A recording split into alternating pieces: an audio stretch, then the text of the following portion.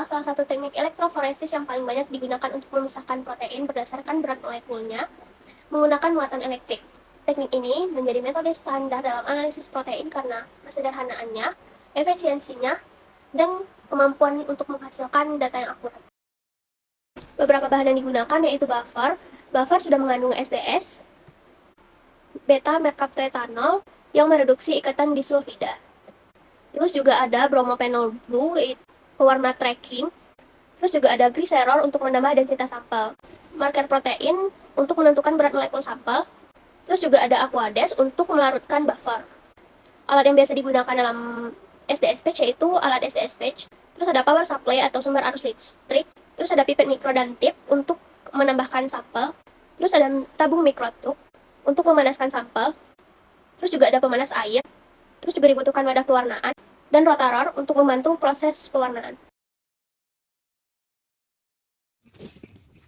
Langkah pertama pada proses SDH patch itu adalah preparasi sampel. Sampel yang kita gunakan bisa berupa sel eukariotik, sel prokariotik, virus, dan lain-lain. Bisa dilihat di sini ada dua tabung. Tabung pertama berisi campuran berwarna biru, itu merupakan sampel, sedangkan yang kedua merupakan tabung berwarna ungu berisi buffer. Dalam buffer terkandung SDS, kemudian ada beta-mercaptoetanol, ada bromopenol biru, dan juga ada glycerol. Nah, si buffer dimasukkan ke dalam sampel dengan menggunakan mikropipet. Kemudian, sampel dipanaskan dengan suhu 95 derajat Celcius selama 5 menit. Nah, apa sih fungsinya dipanaskan selama 5 menit dan juga dimasukkan buffer ke dalam sampel? Fungsinya adalah agar protein terdenaturasi. Protein terdenaturasi itu merupakan proses dari protein kompleks menjadi protein sederhana, sehingga nantinya dihasilkan protein linear atau protein primer. Setelah proses denaturasi selesai, protein siap digunakan untuk proses selanjutnya. Dalam pembuatan gel itu dibutuhkan dua larutan pemisah yang berbeda, yaitu separasi gel dengan pH 8,8 dan juga starting gel dengan pH 6,8. Keduanya memiliki komposisi yang sama, yaitu komposisinya terdiri dari akrilamide, bisakrilamide, amonium persulfat, dan juga cimet. Nah, gel ini itu dipolimerisasi melalui 12 kaca yang diletakkan secara vertikal. Dan yang pertama itu, masukkan separasi gel terlebih dahulu. Ukuran poli pada gel itu terkait dengan rasio akrilamide terhadap bisakrilamide. Nah, dengan konsentrasi yang rendah itu lebih mudah digunakan untuk sampel dengan berat molekul yang tinggi. Selanjutnya, tuang starting gel pada bagian separasi gel yang telah padat dan letakkan sisir pada bagian starting gel selama polimerisasi. Sisir ini berfungsi untuk membuat lubang-lubang kecil pada gel yang dimana lubang-lubang ini itu berfungsi untuk menaruh sampel protein. Setelah gel terpolimerisasi, selanjutnya sisir dilepas dan gel ditempatkan secara vertikal kepada dua elektroda yang terdiri dari positif dan juga negatif. Bagian positifnya terletak pada di bawah gel dan bagian negatifnya terletak pada bagian atas gel. Sebelum proses running berlangsung, gel yang telah dimasukkan ke dalam chamber kemudian akan dimasukkan ke dalam tank dan running buffer berupa glycerin chloride dengan pH 8,3 dimasukkan hingga batasan tertera pada tank. Buffer ini fungsinya untuk menghantarkan listrik dan menjaga pH tetap stabil saat protein bermigrasi. Selain itu, dalam buffer juga mengandung SDS untuk menjaga kestabilan protein yang telah terdenaturasi agar tetap menjadi protein primer dan tetap bermuatan negatif. Lalu marker protein dimasukkan ke dalam lubang gel menggunakan mikropipet. Marker protein ini merupakan protein-protein yang telah diketahui berat molekulnya sehingga menjadi penentu atau estimasi berat molekul protein target. Setelah itu, masing-masing sampel uji yang telah dipreparasi tadi kemudian dimasukkan ke dalam lubang gel. Seperti yang telah dibahas atau disebutkan saat preparasi sampel tadi, sampel protein yang telah dimasukkan ke dalam lubang mengandung bromopenol dulu agar saat proses running dapat tervisualisasikan atau terlihat, dan gliserol yang terkandung membuat sampel dapat tenggelam tanpa tersebar keluar karena adanya buffer. Selanjutnya, tank ditutup dan kabel dihubungkan dengan warna kabel yang sesuai. Jadi kabel negatif dengan negatif dan kabel positif dengan kabel positif. Biasanya kabel berwarna hitam berupa anoda atau positif berada di elektroda bawah dan kabel katoda atau negatif berada di elektroda atas karena menyesuaikan pergerakan arus listrik dan ion protein yang negatif. Lalu nyalakan alat dan atur tegangan sesuai prosedur yang berlaku.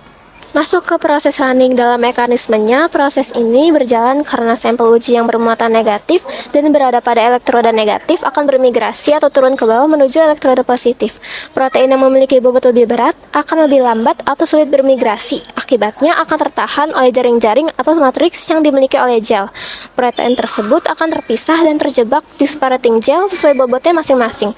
Tanpa separating gel, protein tidak akan terpisah berdasarkan ukuran dan menjadi menumpuk jadi satu pita tebal yang blur. Proses running selesai ditandai ketika pita terkecil pada marker protein telah bermigrasi hingga batas bawah. Selain itu, protein kecil bermigrasi relatif mudah melalui jaring gel, sementara protein yang lebih besar lebih mungkin tertahan dan dengan demikian bermigrasi lebih lambat melalui gel. Gel penumpukan digunakan untuk memastikan bahwa semua protein tiba di gel pemisah pada waktu yang sama karena sumur gel memiliki kedalaman sekitar 1 cm. Jadi, jika tidak ada gel penumpukan, semua protein akan memasuki gel pemisah pada waktu yang berbeda sehingga menghasilkan pita yang sangat kabur. Seperti yang telah kita lihat sebelumnya, buffer yang mengalir terdiri dari ion glisin dan klorida. Jadi, dalam sumur sampel, kita akan memiliki protein yang klorida dan lisin. Protein dan ion klorida bermuatan negatif. Nah, lisin dapat berada dalam keadaan bermuatan berbeda tergantung pH. pH buffer yang berjalan sama dengan 8,3 yang berada di atas glisin. Jadi, pada pH ini, glisin bermuatan negatif setelah arus listrik diterapkan protein yang klorida dan glisin dipaksa memasuki gel penumpukan yang pH-nya sama dengan 6,8. Pada pH ini, glisin beralih terutama ke keadaan yang bermuatan netral. Hilangnya muatan ini menyebabkan mereka bergerak sangat lambat pada medan listrik, sebaliknya yang klorida jauh lebih cepat. Ion klorida bermigrasi di depan protein sebagai ion utama dan molekul lisin bermigrasi di belakang protein sebagai ion awal yang tertinggal. Akibatnya, protein terperangkap dan terkonsentrasi ke dalam zona sempit antara ion klorida dan glisin. Proses ini berlanjut hingga mencapai gel pemisah tempat pH berubah menjadi 8,8. Pada pH ini, molekul glisin sebagian besar bermuatan negatif dan dapat bermigrasi jauh lebih cepat dari protein.